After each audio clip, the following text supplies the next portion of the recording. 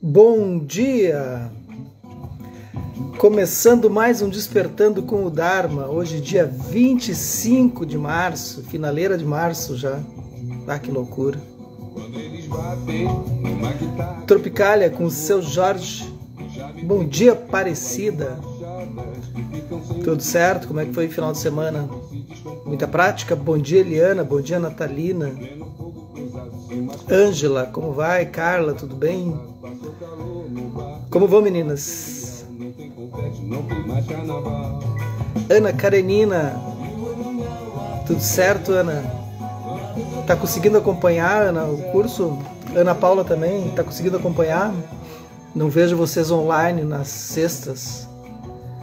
Ângela Hartmann também tá acompanhando? Como vocês estão?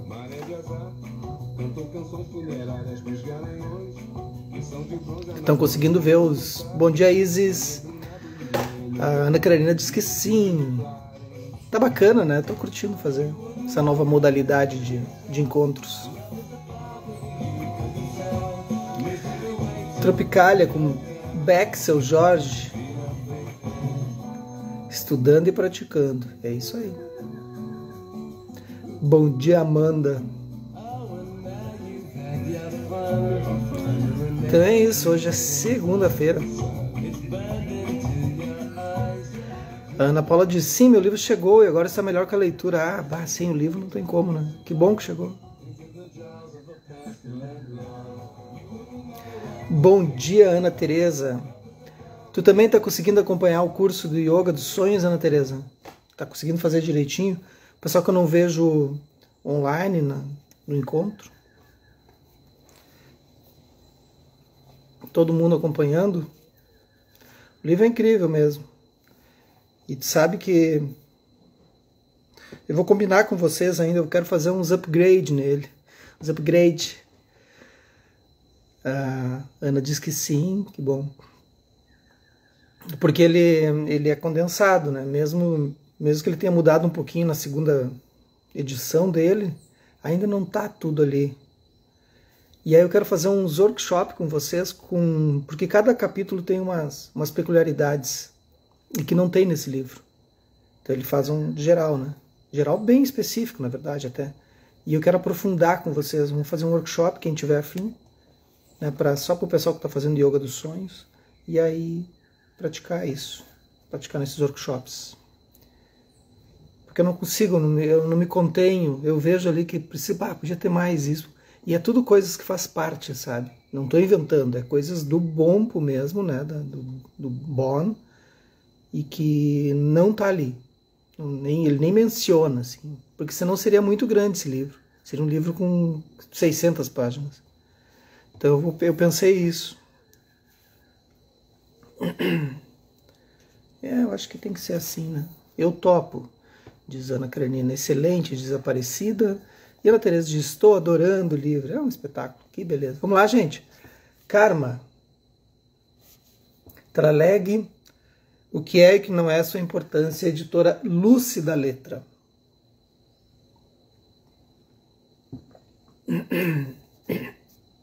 Se eu não fizer um workshop, se eu tentar explicar na aula, numa hora não consigo fazer. Eu preciso umas 3 horas no mínimo, para a gente poder completar, por exemplo, esse próximo capítulo que a gente está fazendo, capítulo 3. Numa aula eu não consigo. Impossível, precisaria, daí fica meio perdido, a gente quebra o ritmo do livro, né? E aí não funciona. Aí tem que fazer algo à parte, eu disse, tá, então vamos trabalhar isso aqui que ele não está falando ali, entenderam? Por isso. Senão quebra o ritmo do livro. Mas vamos para esse outro aqui, que é importante para nós entendermos. Bom dia, nega. Página 114. Ainda a gente está falando um pouquinho sobre La Muerte. Bom dia, Deni. Por todas essas razões, o medo sempre presente da morte e a nossa falta de contato com ela é ainda mais importante ter um encontro adequado com a morte e lidar com o medo. Porque, do ponto de vista budista, aceitar a nossa mortalidade faz parte do processo de tornar a nossa vida valiosa e significativa. A morte e a vida não são vistas como sendo completamente separadas e opostas, mas como uma dando origem à outra. É legal, agora lembrei de um koan Zen, né? Vocês devem conhecer, talvez não, mas enfim. No Zen tem um koan que diz assim: como era o rosto, a face do seu pai antes de você nascer? Sacaram? Como era a face do seu pai ou da sua mãe, dos seus pais antes de você nascer? É muito louco. Porque no budismo não tem uma hora que nasce e uma hora que morre. É um contínuo. Observem isso. Quando é que tu nasceu? Aí vai dizer, eu nasci dia 1º de março de 1968. Sim, esse é quando tu ocupou esse corpo. Mas quando tu nasceu? Aí a gente começa a olhar assim, os antepassados, quando eles se cruzaram. Se não tivesse tido todas essas contingências assim, não haveria esse momento. Então a gente nasceu quando? Quando eles se encontraram lá na Idade da Pedra? Ou eu gosto de dizer que se encontraram num bar, num pub europeu, coisa mais... ou nas savanas da África, que é mais provável, no meu caso. Né? Então é isso. Quando é que a gente nasceu? Não tem quando. Para os budistas, o objetivo não é superar a morte, mas aceitá-la, familiarizando-se com a mortalidade e a impermanência. Parece que o ponto de vista cristão sobre a morte é bem diferente, particularmente na teologia protestante, segundo a qual a morte é vista como decorrente do pecado original. Devido ao pecado de Adão, a morte surgiu. Nessa teologia, Adão foi originalmente criado por Deus, como um ser imortal, mas sua transgressão levou a humanidade a ficar sujeita à morte. Consequentemente, alguns teólogos cristãos descrevem a morte como algo antinatural, como Santo Anselmo afirmou no século XI. Aqui ele vai falar o que o Santo Anselmo falou, vamos ver. Além disso, é facilmente provado que o homem foi feito de modo a não estar necessariamente sujeito à morte. Pois, como já dissemos, é inconsistente com a sabedoria e a justiça de Deus obrigar o homem a sofrer a morte sem culpa, quando Deus o fez sagrado para desfrutar a bem-aventurança eterna. Portanto, segue que o homem nunca tivesse pecado, ele nunca teria que morrer. Eu não concordo em nada com isso aqui, nem com a vírgula. Mas enfim, cada um, né?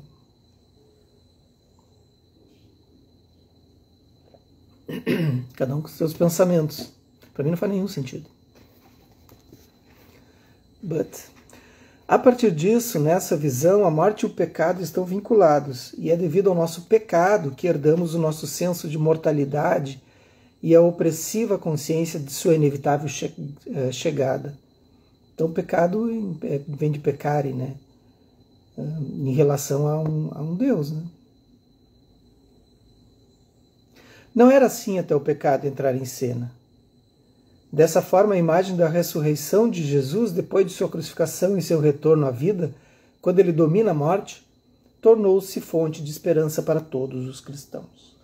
A esperança é que em algum momento todos nós ressuscitaremos e seremos abençoados com a vida eterna. De acordo com o budismo, morremos porque somos um produto de causas e condições, que são pratitya samuttipada, né?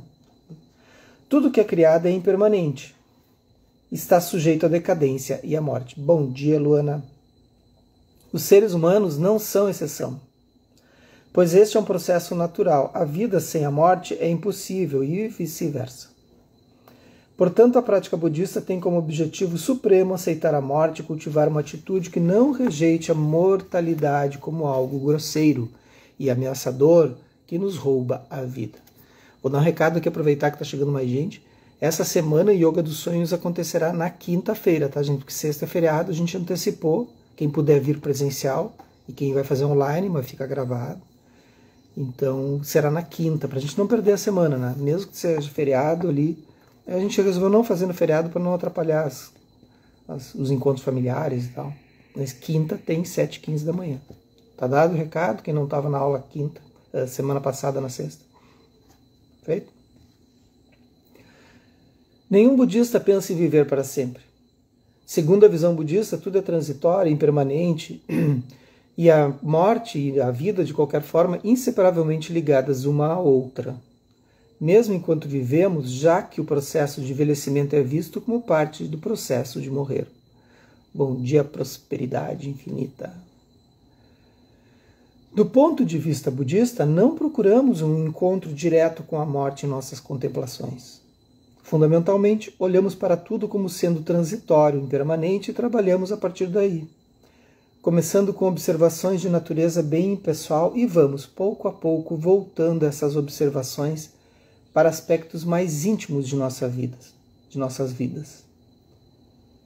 Isso pode abranger uma variedade de coisas, como a mudança das estações, a passagem dos anos, meses, semanas ou qualquer alteração no ambiente físico. Nessa abordagem, temos a famosa história da mãe que carregou seu bebê morto nos braços até o Buda para confrontá-lo. Vocês conhecem essa história? Bom dia, Gracia. Quem conhece a história, levanta a mão. Que é o Sutra, aqui não diz, mas é o Sutra da semente de mostarda. Vocês conhecem?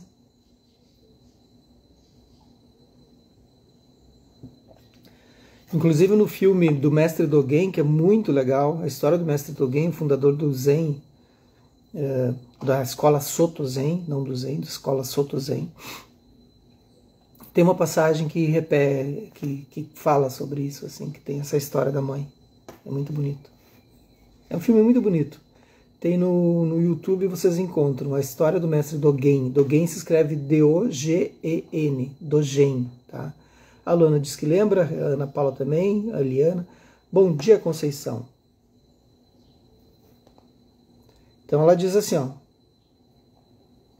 Ela lhe implorou, né, com o bebê no colo, morto, né? Você é um ser iluminado, você tem poderes extraordinários, então eu peço que traga o meu filho de volta à vida. Buda lhe disse, tudo bem, farei isso se você fizer algo para mim primeiro. Eu farei qualquer coisa, ela respondeu. E ele lhe disse, eu quero que bata em todas as portas desta cidade e pergunte a cada pessoa que atender a porta se já houve alguma morte naquela família. Se lhe disserem que não, então peça-lhes uma semente de mostarda. Aqui fala da mostarda. Recolha essas sementes e depois as traga para mim. A mulher bateu de porta em porta, as portas que pôde, e retornou com as mãos vazias. Então o sutra é mais longo, né? Claro, a mulher vai, bate na porta, pergunta, né, se tem uma semente de mostarda. Ela diz, a pessoa diz, tem, vou lhe dar. Diz, tá, mas alguém, a senhora perdeu alguém, o senhor perdeu alguém? Sim, meu sogro, minha avó, minha tia. E assim vai, sabe? É uma história longa. A mulher bateu de porta em porta e retornou com as mãos vazias, dizendo ao Buda, eu não quero que você traga meu filho de volta, eu agora entendo o que você está tentando me ensinar. E aí no fim, aqui não diz, ela coloca o bebê no rio, né? E envolto em toalhas, coisas que é a forma como se fazia o luto, enfim. Né? A lição aqui é que a morte a tudo permeia. Não é algo que acontece às vezes a algumas pessoas, mas sim algo que acontece a todos nós.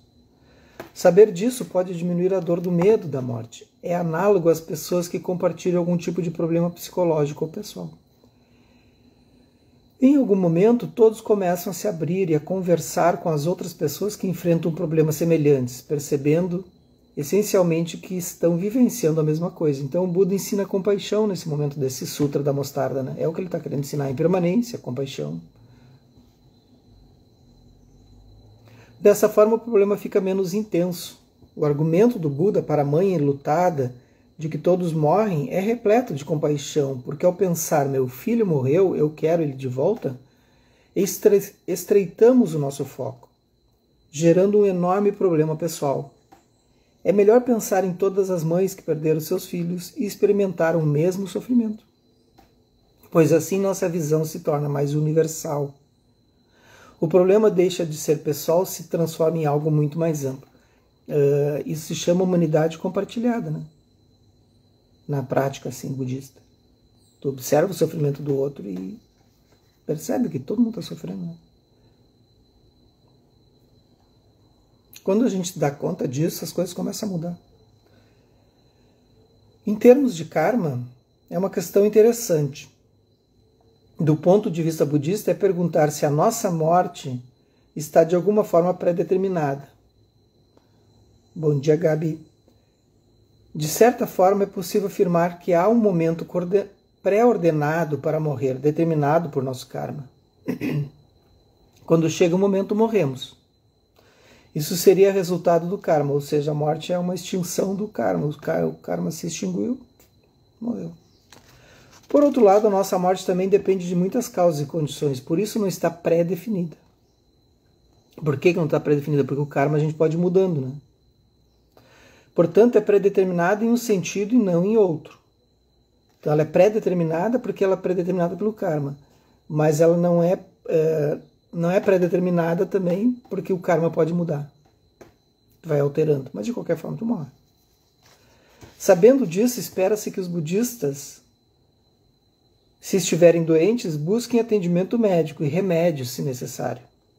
Eles não aceitam a enfermidade e dizem simplesmente, bem, deve ser meu karma morrer agora, sem fazer nada a respeito, pois o momento pode muito bem não ter chegado ainda, por assim dizer. E se eles não tomarem os cuidados devidos por causa das causas e condições colocadas em movimento, podem morrer antes do necessário.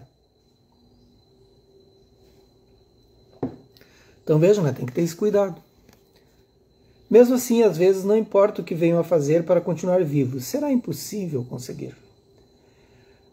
As pessoas não temem apenas a dor e o sofrimento eternos no inferno, mas a extinção, deixar de existir, não estar presente. Esse pensamento é perturbador para muitos de nós. E assim, a remoção da ideia do inferno não aliviará o medo da morte em si. Um tema muito bom, né? Muito tranquilo para segunda-feira, tá ótimo. Mas tem que passar, né? Temos medo da morte, assim como as outras criaturas, mas na visão budista o nosso medo está intimamente ligado à nossa noção de um eu. Então quem morre, né?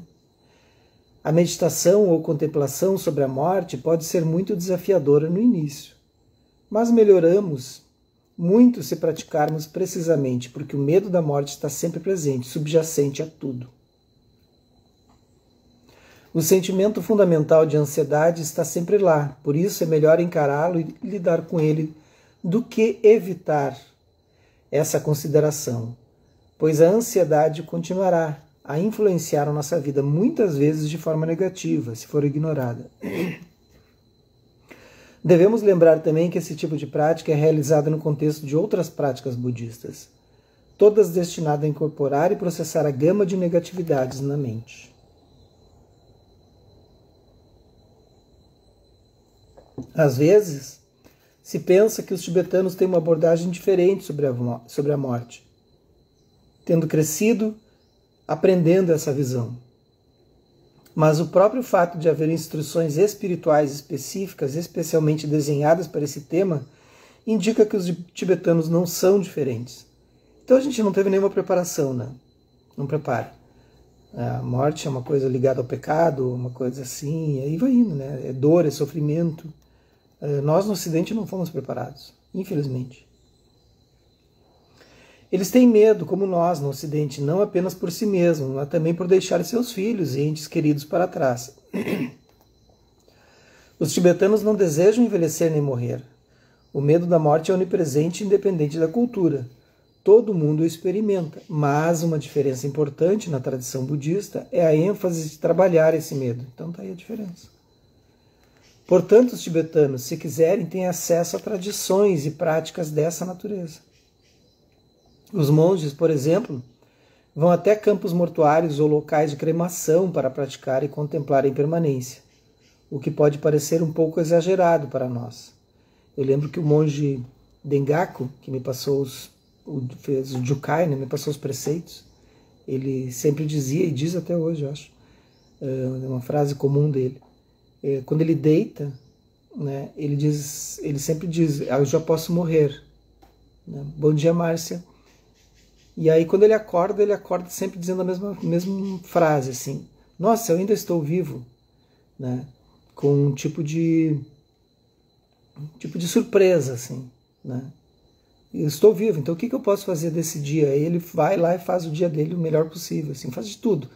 Aí ele deita novamente, bom, fiz de tudo que eu podia fazer nesse dia enquanto estava vivo, então já posso morrer. É interessante, né? Já posso morrer. Então, não, ele não se arrepende, ele conta, fala, né, nas palestras dele, que ele não se arrepende do que ele fez no dia, ele não se, né, não se arrepende em certo sentido, né, se fez alguma coisa errada, obviamente que sim, mas ele fez tudo que podia fazer naquele dia com as condições que foram surgindo, assim, né? É muito bacana de ouvir. No Tibete, os campos mortuários costumavam ficar em locais ermos, eram assim, locais muito assustadores para praticar, especialmente se a pessoa estivesse sozinha. E era garantido que todos os tipos de medo surgiam. As trombetas de osso de fêmur e outros instrumentos usados nessas ocasiões horrorizavam alguns ocidentais. Quem já foi num retiro do Vajrayana, Tantrayana, e pôde ter a experiência assim, de fazer práticas de madrugada com todos esses sons, os fêmures sendo tocados, os crânios, para trabalhar isso. Alguém já participou de um retiro Vajra? É um som ensurdecedor e é um toque, um timbre rasgado, agudo, assim, sabe? E constante por horas. Por horas aquilo. Que é muito diferente da nossa rítmica ocidental, assim, então aquilo incomoda bastante, assim, e aí tu pratica em meio a isso. Aquele som, é um som ensurdecedor, assim, sabe? E batendo, e aquele som, né? Aquelas trombetas enormes, nem lembro o nome. São trombetas, né? Alguém já fez retiro assim? É o inferno. É o próprio inferno. Uma delícia. Aí tu senta e medita. É difícil. No entanto, para os tibetanos que viviam em condições físicas primitivas, esses ossos não tinham qualidades mágicas e eram apenas lembretes da impermanência. Então as pessoas que chegam lá a primeira vez dizem, nossa, que coisa horrível fazendo isso com os ossos. Não, são coisas que foram autorizadas, né? Não é assim, vão lá no cemitério e pega, não. São autorizados, é para isso, há todo um processo, há todo um respeito por isso. Mas é para lembrar da impermanência. Lembrando que é tantrayana, né? São imagéticos. Então, lembrando da impermanência. Lembretes da impermanência, da transitoriedade. Isso os ajudava a lidar com o medo da morte e também com o medo dos mortos.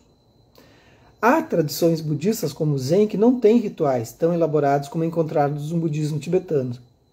Esse último reúne mantras, visualizações e assim por diante. Se concentra mais em estar plenamente atento ao que está acontecendo no momento, evitando todas as construções mentais do que poderia acontecer. Acredita-se que essa é a melhor forma de se preparar para o futuro, incluindo a morte. O resultado final é o mesmo. Ambos os métodos levam a uma maior aceitação do evento, e o objetivo final é o mesmo, ou seja, aumentar a conscientização e desenvolver sabedoria. Então, cada linhagem, né, cada forma de budismo tem uma forma de lidar com isso. Tu vai no retiro Zen é uma forma, vai no retiro Vajra é outra, e assim vai indo. No Vajra tibetano, né? Mas no próprio Zen também tem diferenças, dependendo do Zen. Além disso, segundo a visão budista, a vida e a morte são inextricavelmente ligadas, momento a momento. A morte do passado está acontecendo agora, e nunca podemos realmente saber o que vai acontecer no futuro. Podemos dizer que quando um momento passa é a morte, quando surge outro é a vida ou renascimento. Portanto, viver no momento presente de forma consciente nos conecta de forma fundamental com a apreciação da impermanência.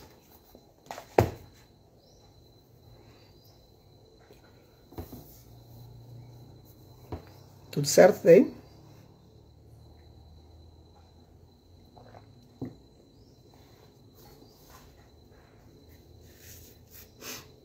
Vamos fazer uma prática?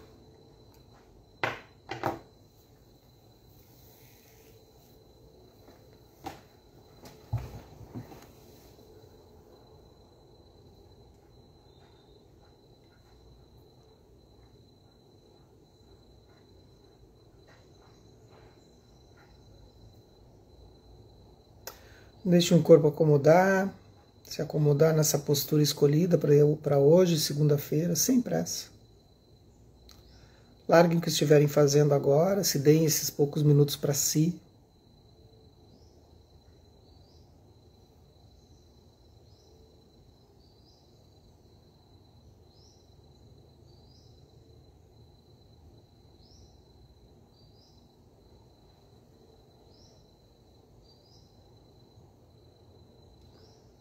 Percebendo que a mente vai percorrendo tudo à sua volta, percebendo a mudança de ritmo.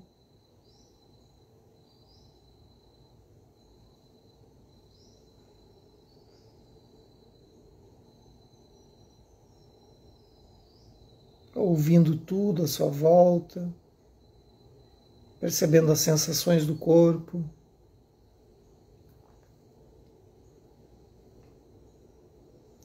Veja se há alguma relação dos pensamentos com a sensação no corpo.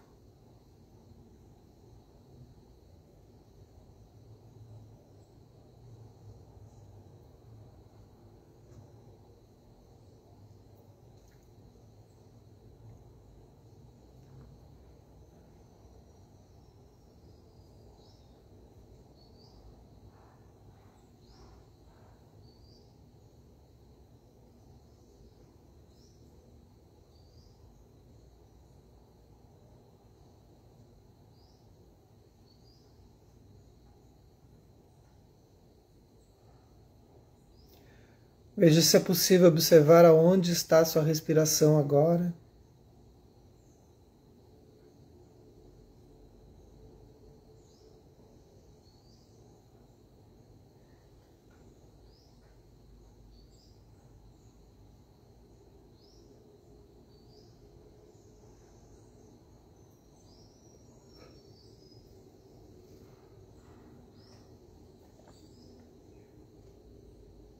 Mantendo a mente focada nesse local escolhido, pode ser no abdômen, ou nas narinas, ou no peito, ou no corpo todo.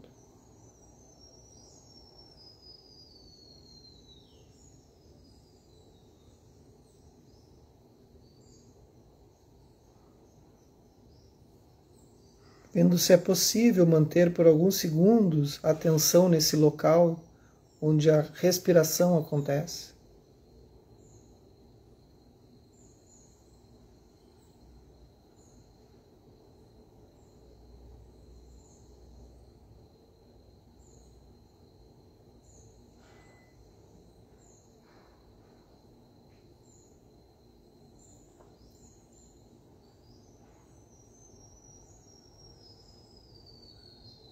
Volte a observar o corpo, o seu próprio corpo, e veja se as mesmas sensações estão ali ainda, desde a primeira vez que observou, ou elas passaram. São os mesmos pensamentos? O som é o mesmo? Veja que há a impermanência por todo lado. As coisas surgindo, se realizando, se dissolvendo. Passado, presente, futuro. Um fluxo constante, ininterrupto. Impossível de parar.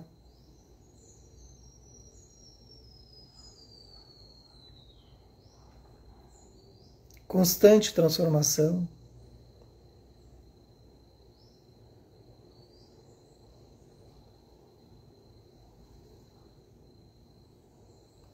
Eu sofro porque eu me apego ao momento e quero que ele fique para sempre. Observe se há algo permanente no seu corpo, à sua volta, na sua mente.